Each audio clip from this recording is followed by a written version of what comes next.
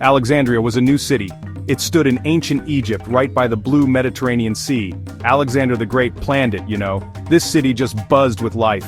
People came from everywhere, making it a perfect place for learning. The Great Library began here. The library was a magnificent dream, a dream of King Ptolemy I. He ruled Egypt after Alexander. He wanted a most special place, not just for storing books, you see, but for all of human knowledge. A home for thinkers, for new ideas. This was its grand noble vision. It was part of a larger complex called the Museum, a shrine dedicated to the Muses. This was a true research center where scholars lived and worked within. The library held their precious tools, scrolls filled with ancient wisdom. Its fame spread far across lands. Imagine so many precious scrolls, hundreds of thousands, some believe. No one knows the exact number. Each scroll was a papyrus roll painstakingly written out by hand. They held stories, science and poems, the thoughts of many ancient cultures, a vast treasure trove of the past.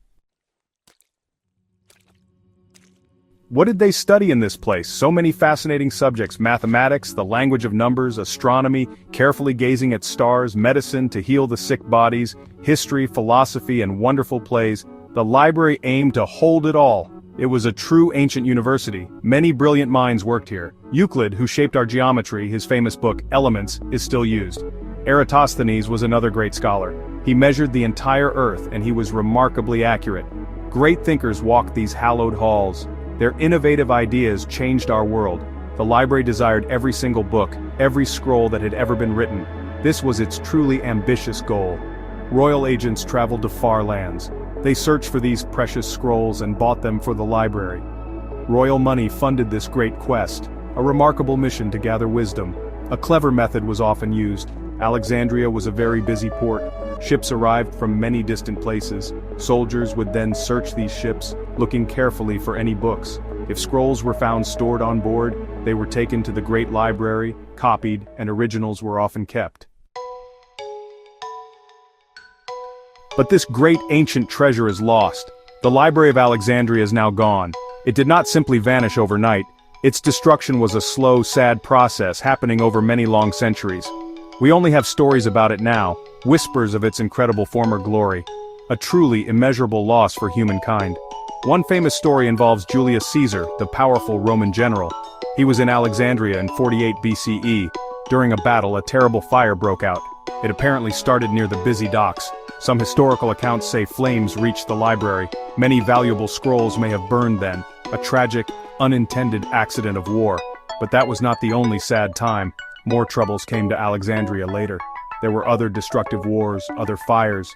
Religious conflicts also caused much damage too. Old ways of thinking were changing. Perhaps it also suffered from sheer neglect. Funding for it may have dried up. The full, complete story is unclear. So, how did it truly meet its end? We do not know this for certain. There is no single, universally accepted answer. Different ancient tales blame different people, or they point to different events in time. This deep mystery adds to its legend. The precise truth is lost to history, much like so many of its scrolls.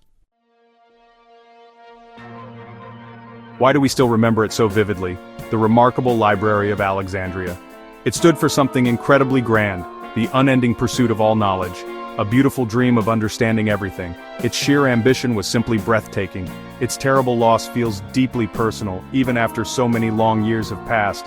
It is a powerful symbol of lost wisdom. Think of what was once held inside. Plays we will now never get to see. Histories we will now never get to read. Scientific ideas tragically lost to time. The library reminds us of this always. Knowledge is precious, and it is fragile. It can be very easily destroyed. Yet, its enduring spirit still inspires us. The ancient dream of Alexandria lives on. We can see it in our modern libraries and universities and in research laboratories. The internet itself is a vast, sprawling library, always trying to connect all information. The ancient quest for knowledge continues today, to learn, to share, and to grow. The library teaches us a timeless lesson, a lesson that echoes through all time. We must cherish true understanding. We must protect our shared human knowledge from conflict and from simply forgetting. The memory of Alexandria gently urges us to keep the bright flame of learning alive for all our future generations to come.